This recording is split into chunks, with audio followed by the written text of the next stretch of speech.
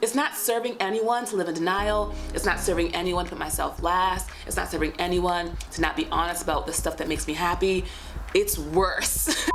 Hey y'all, it's Chimdi. In this video, I'm gonna talk about how to stop lying to yourself. Stop it, stop lying to yourself, okay? Stop it, it don't help nobody.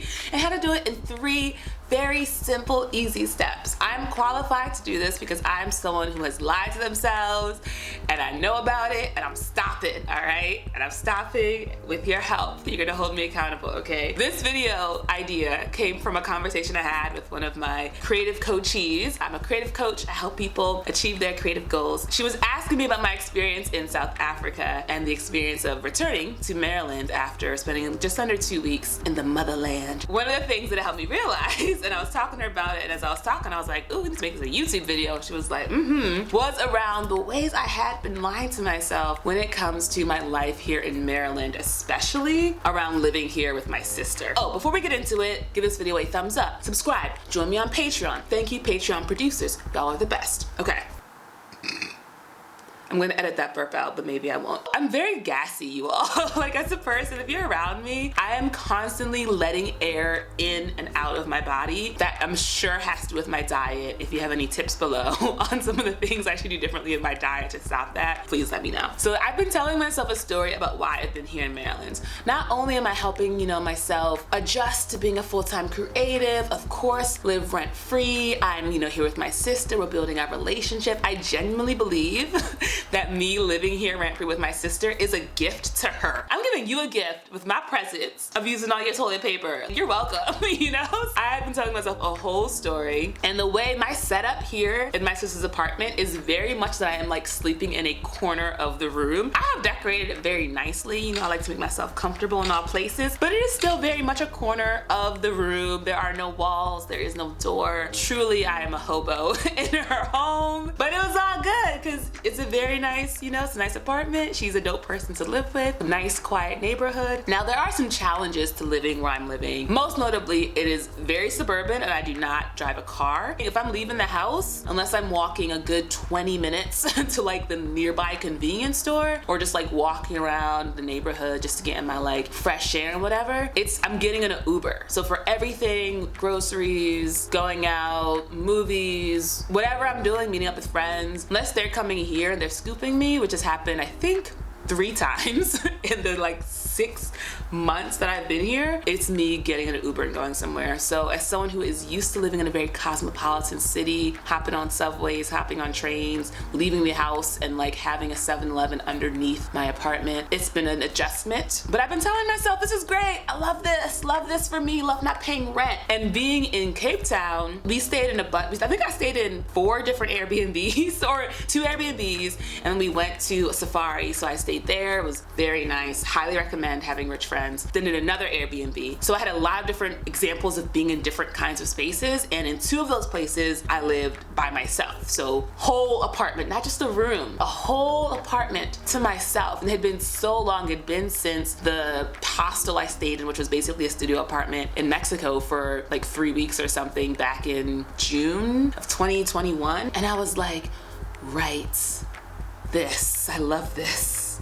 I love this. This is great. This is great. And so then having to come back to Maryland, I was like, wait, hold on. And it really made me confront the ways I've been lying to myself. And so I just want to share, I made a little list. I typed this up on my phone real quick. I was like, maybe I'll just hop on here and tell y'all the story of that. But I was like, no, at this moment, I'm thinking of calling this video How to Stop Lying to Yourself. So I want to give y'all specific help and guidance and tips. Let me know if this helps you. Before we do, let me know, what is one lie you're telling yourself? Be honest with me, or be honest with yourself. If you can't, here's how we can unpack that. Okay, very first way to stop lying to yourself: create space. I want to make a separate video about this. Maybe it's been so important that I just want to share it immediately, which is the power of meditation. I feel like I've heard not my whole life. I've heard, especially in the last couple of years, meditation is so important. Meditate every day. Rah, rah, rah, rah, rah. I don't have time. Who has time to sit there? I mean, it's like, What else are you doing? But yeah, it's just, you gotta just sit your ass down. You put on some headphones, put on a guided meditation,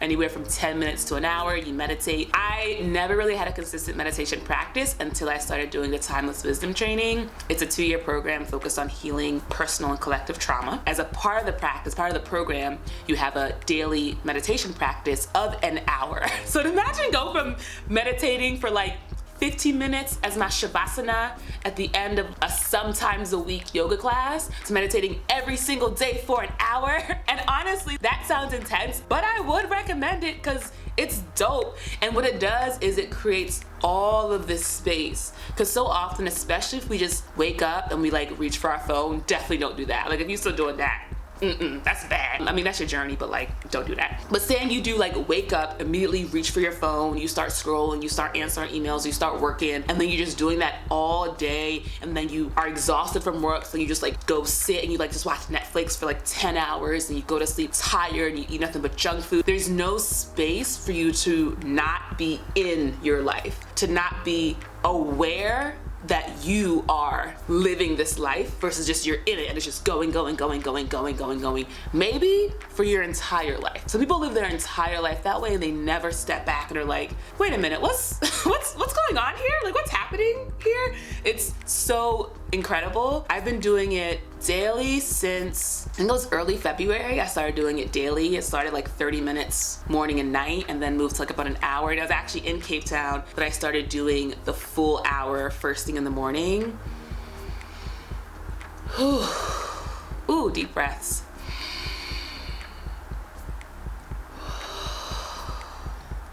Game changing. What's nice is that you start it in the morning, but then you take that feeling of spaciousness with you through the day. And so the things that you would just react to because there's no space of actually letting it come in and you like hold it and you witness it and you observe it and you're like, how does this land in my spirit? Like, because you actually have to give time to do that now, it creates all of this space for the questions that you used to be able to ignore.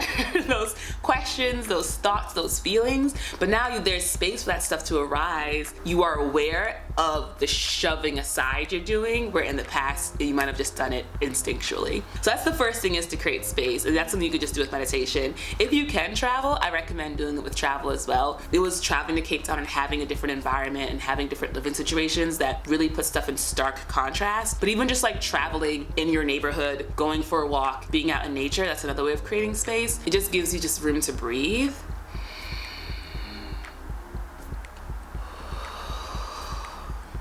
And the stuff that's been wanting to come up will be like, oh, we have time now to come up? And that's gonna come right on up, you know? That would be the first tip. And that's what allowed this conversation around like, oh, actually, you're not loving this situation and living, you know, in the corner of someone else's apartment. It's not really serving you anymore.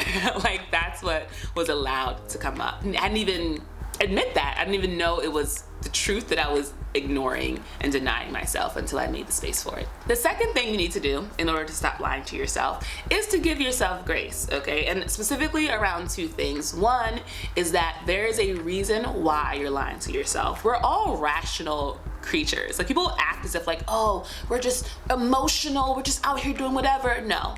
We are adaptive, we are intelligent. From the very beginning of our life, we have been looking around, we have been deciding what's going on and figuring out what is the best way for me to survive in this situation. We are all doing it all the time. That's been one of the biggest gifts from my healing journey, has been realizing that our coping mechanisms that we created when we were children helped us to survive up until this point. We should be grateful to our younger selves and for the coping mechanisms they created, because they are what allowed us to be right here. Give yourself grace. There is a reason in the first place that you've been telling yourself a lie. And then two, just because you admit the lie doesn't mean you have to actually do anything about it, you know? And I know you're like, shouldn't I start telling the truth? Not necessarily.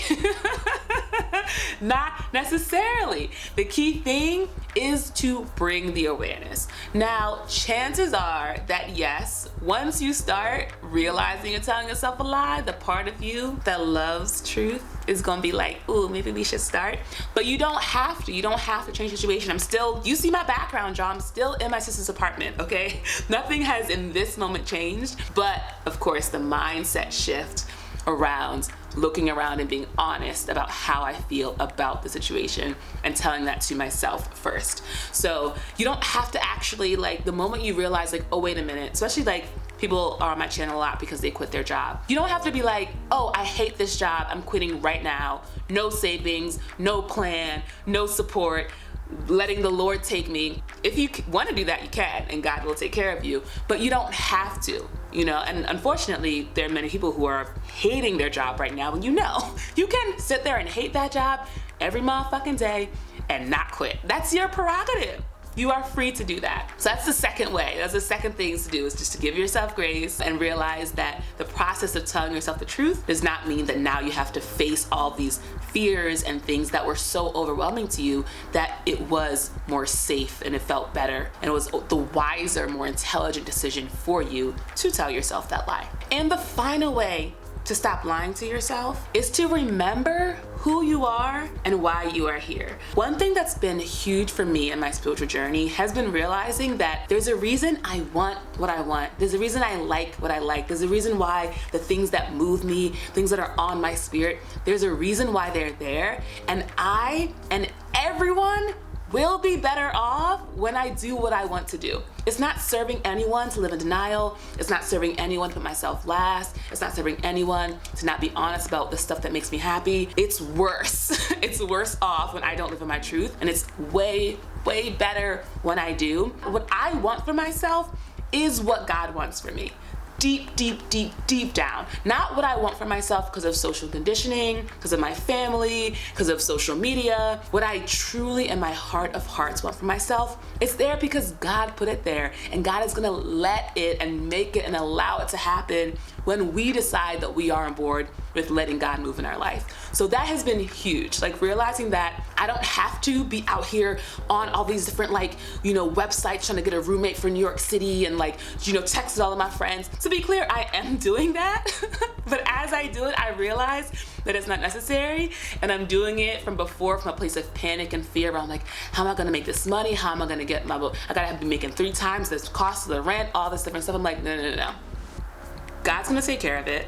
All I have to do is remember that what I want because God wants it for me, and I just need to relax into that truth and let it happen. I see my battery's about to die, so I'm just like talking super fast. So that's what's going on. And I do have another battery, but I don't want to change it. I just want to wrap this up here now, okay? So I hope it's been helpful. Thank you to my coaching client who is, like, inspiring me in so many different ways. It truly is like a win-win situation. I absolutely love it. If you want some support, if you want some help reaching your creative goals, you can actually sign up with my Patreon, or you can just email me and we can figure out who will be a good fit for each other. Okay, that's the video. Battery's about to die. I love you guys. Give this video a thumbs up. Subscribe if you haven't already. Let me know in the comments, like, when are you gonna stop lying to yourself? And if you wanna say, never, Chimby, I'll never stop lying to myself, that's your prerogative. Do whatever you want, okay? Okay, bye!